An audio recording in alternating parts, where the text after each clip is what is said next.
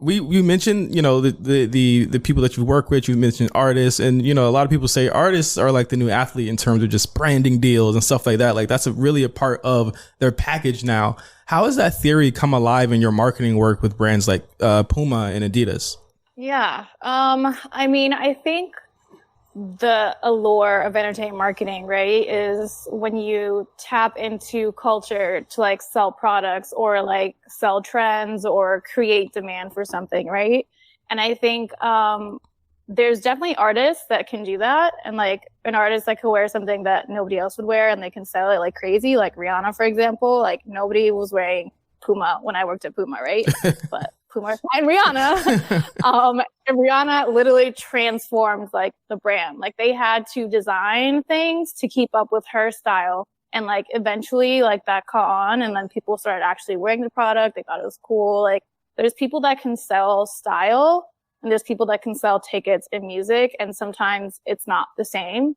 Like a Travis Scott can sell anything. Right. Like, people love J. Cole. Do they want to dress like J. Cole? Not really. I mean, love him, great artist, but I don't think the kids are out here trying to dress like him. They just respect him as a music artist. Josh wants to say his face right now when you said nobody wants to dress like J. Cole. It's real. I mean, I'm glad she said it, because it's like, and then not to pick on him, it's a lot of rappers out there who don't really have style. And yeah, like they can't sell product, and that's cool. They can sell tickets all day, but they can't sell product. And I mean, it's not like a diss or anything. Like I think when you're in a position of like where I have been, where I have to find an artist to basically sell a sneaker, because technically the sneakers are designed first, and then you kind of put the artist with them second. So like if I'm gonna try to sell something out, I'm probably going to pick somebody whose style people want to mimic. So like people learn from other people's behaviors. So people want to dress like Pharrell. People want to dress like Kanye. Do people want to dress like Big Sean? I don't know. I'm not clear on that one, but like, it's half and half. You know what I mean? I'll say to the Sean thing, like he was wearing the Tisa hats, and Tisa hats caught on. Yeah, and even J. Cole, I have a real life J. Cole wore my jersey, my Prince jersey, oh, yeah, he did. And they were caught on. But I would say those are two things that were really good product before. So it was him. It was him wearing the product. It wasn't him like enhancing the product. Yeah, that's a great point. Great point. Yes. Like there's people that can sell trends, and there's people that can sell, things. Like it's just like you have to think about it in a way that music is like the messenger, but like you're really selling like a trend or a product, right? So how people consume behaviors is very different. Some people like to literally replicate other people's style, and some people like to do their own thing. So you kind of have to like put a little bit of a psychological hat and like try to understand like who your consumer is, who the right person is to actually get that message or trend out. And then you kind of work from there. But that's kind of like how I've approached like artists and marketing, just this space. Like if I'm going to give somebody money for something, like I want to make sure that like it's believable. Right. And that's chief among everything, is like the most important part. It's like, the athlete to artist comparison is right there. It's like it has to be authentic more than anything. Like, has there ever been anything brought to you that's just been like, other than the hanging upside down, I'm talking like in terms of just like like branding, like that you just totally been like, it doesn't work, and how do you usually like tweak that creatively? I mean, there's been so many. It's hard to point out. And you were real just now with all that stuff. I'm pretty sure you found something. I feel like the hang upside down one I will probably never forget, because I was just thinking about a Kendall Jenner Pepsi moment, and I'm like, dude, like that's like the worst thing that you can do as a brand, right? And like you would not want to be in that room that approved that concept, and then you got flamed on the internet the day after, like for approving that. So I think like realistically, it's just kind of a twofold. You're gonna have to tiptoe around creative egos and be like, hey, this artist kind of felt that this was a better creative direction. It feels like more their style. Most creative projects with artists or athletes are mutually approved. So like they have to approve a creative concept if they're going to be in it, thankfully. So most people can give you a sense of like, okay, I don't like this. Like, let's go back to the drawing board, or I'm okay with this, but let's tweak a couple of things.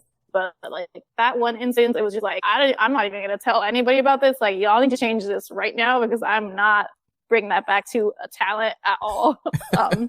But it's kind of a mutually agreed situation most of the time. I think it's pretty rare where like the artist or the athlete doesn't have a say in how they appear in something. Right. And it's like, do you think the hardest part is just really finding the right vibe? Because it's like, obviously you work with like a bunch of different artists, and like you want to make sure that it's like it's within like the type of shit that they actually are into, right? Yeah. I think now, and like I think this is probably a big reason why people like to work with me, because I kind of like try to have a conversation beforehand, and I'll say like, hey, like, do you have any directors you want to work with? Do you have any photographers you want to work with? Do you have any ideas? And then if they do, I can bring those to the brand and be like, hey, like they have this initial concept in mind, or like, you know, they want to go in this direction. Like, do you guys want to create a treatment based on that? Or like, do you want them to try, or do we want to bring in their creatives?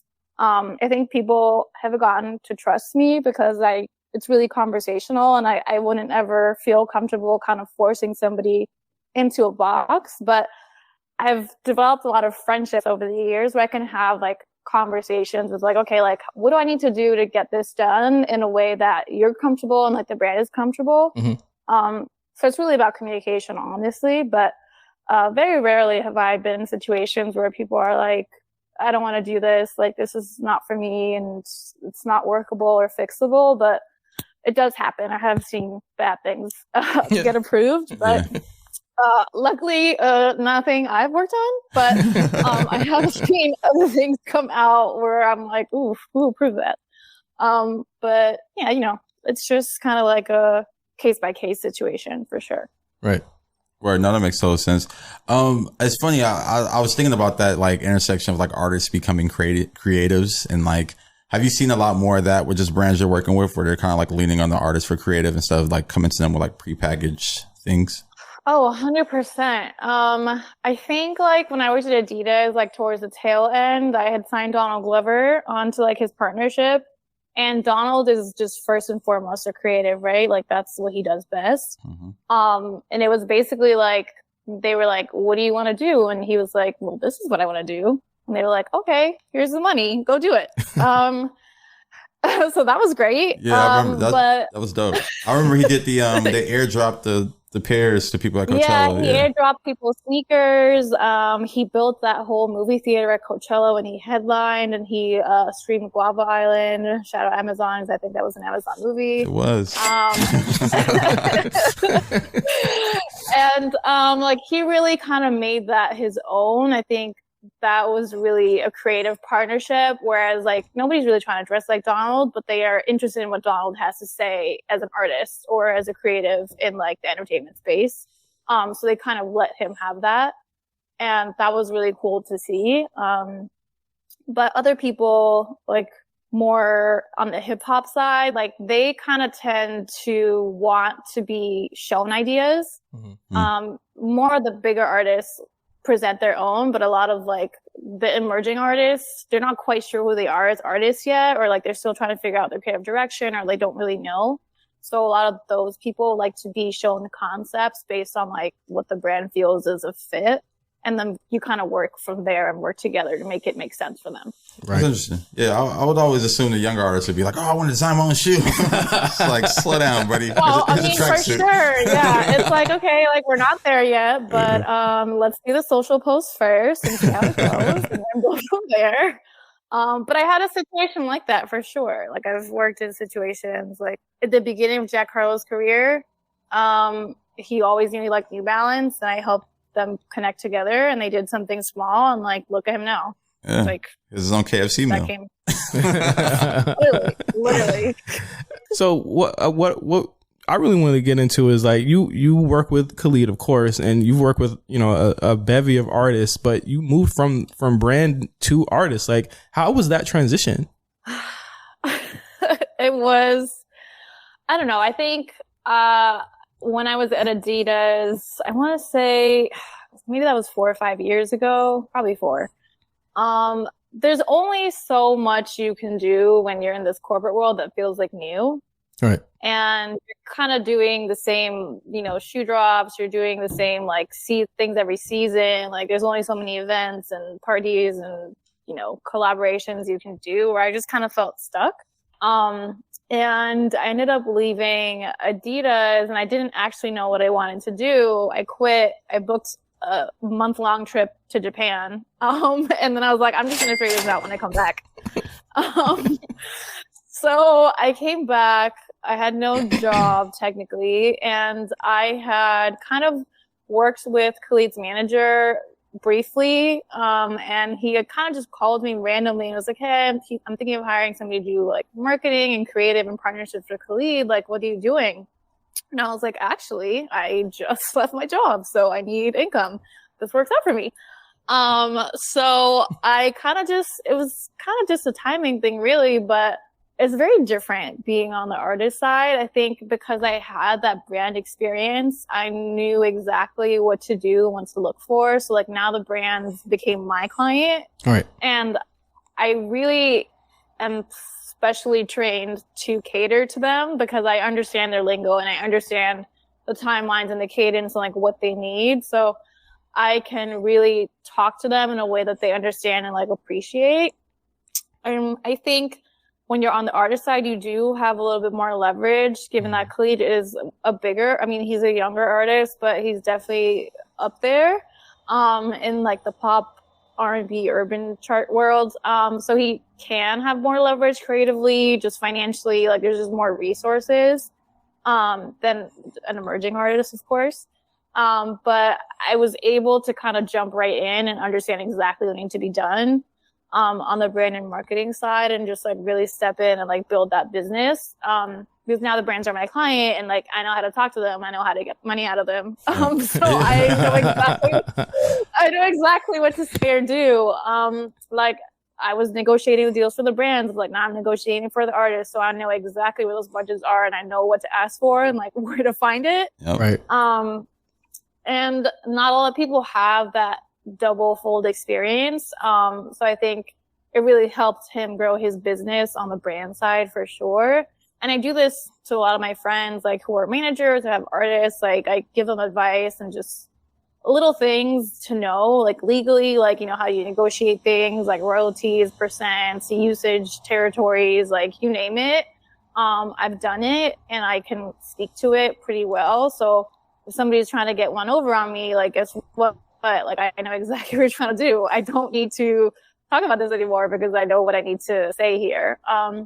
But I think I liked it up until the point where it like became exhausting being on the road. Like being an artist is really hard and it looks glamorous, but like when you're on tour and you're on the road and you're doing things like brutal, you're kind of in shambles. Like I went on tour and we did so many activations for like the album and there's so many brands involved and like it was a really big undertaking. And it was like right out of my corporate job. I was just literally working with Target and working with like the label and like working with like all these like giant brands to like put together these marketing rollouts. And it was definitely a lot. It was very rewarding, but I feel like towards the end of that like summer tour that he did, I didn't even know who I was. I barely slept in my own house. I lived in a suitcase. So I was like, oh, this is what it's like. It's depressing. I remember in like 2017, like I got like a crash course in working with the artist coming from marketing. And and it was like me and Josh working with the artist, and I would call Josh like, yo, I can't do this shit. He would just be in California like, well, sorry, bud. I gotta go. I'm like, this shit is depressing, yo. Yeah, touring is like Groundhog It's not that glamorous.